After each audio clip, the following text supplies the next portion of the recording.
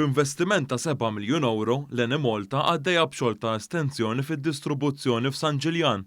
Permezz ta' dan il-proġett id-distribuzzjoni tal-enerġija f'din iż-żona se tlaħħaq mad-domanda li dejjem qed tiżdied f'dan l-akwati ta' pajjiżna.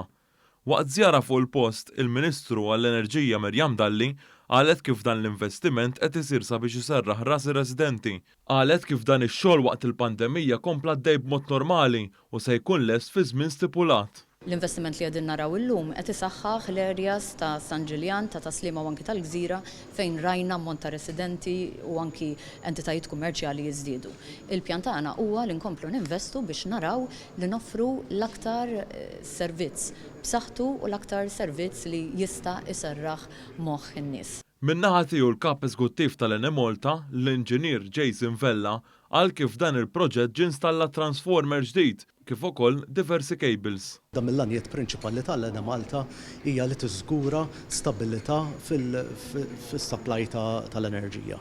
U dan ċentru ta' distribuzzjoni propju jilħaq dan il-għan, ġifieri li jsaħħaħ in-netwerk tagħna.